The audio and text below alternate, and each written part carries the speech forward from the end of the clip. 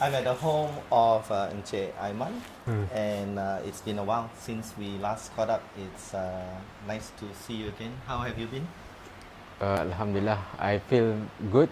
It's been 6 months, so a lot of things getting better. I think physically, spiritually, and mentally. Your followers and friends online were incredibly shaken by your serious road accident in December 2025. And you just came out of another surgery last week. Firstly, how are you feeling physically and emotionally right now? Okay.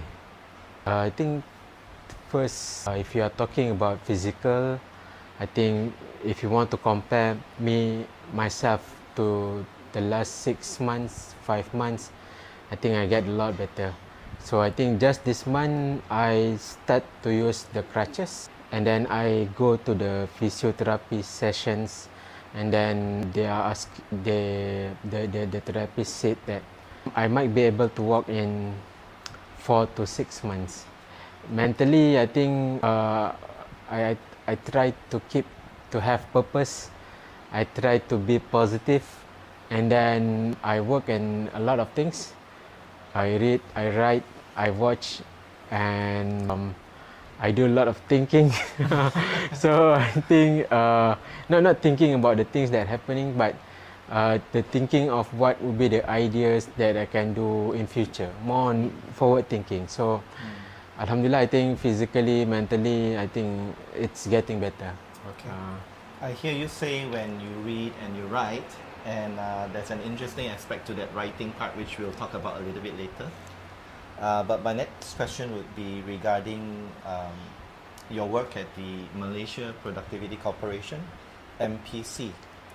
When life forced you to physically stop and slow down during your recovery, how did your definition of being productive change? Okay, so I'm 14 years working for MPC.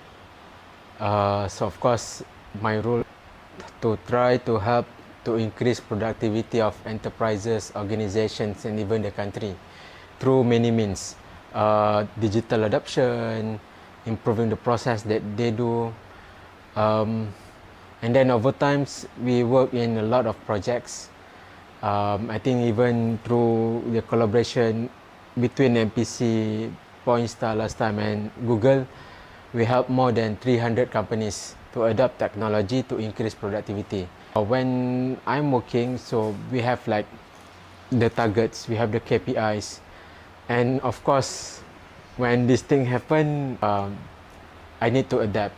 But I think the concept, the things that I learned in MPC is also applicable in the other parts of my life. So, of course, at first, it was very challenging to have the mental clarity, to have you think straight. But over time, when things more clearer, you know what is actually happening to you, and how serious it is, and how long you think it's going to take you to recover. You have some expectation on that, and of course in between you try to fill up with the things that can help you to achieve the things that you want to achieve, and also to make your life purposeful.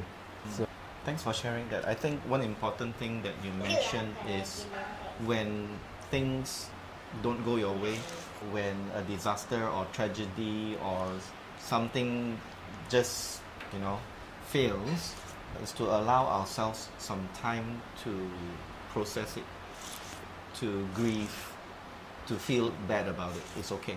yes. Right? Because sometimes when we work very hard on something, we want to achieve it, but we don't get it, then we get really disappointed. So it's okay to take some time to feel sorry for ourselves and to grieve. But after that time, when we've processed that setback, we need to think about what we can do instead of thinking about the past and thinking about whatever we don't have control over.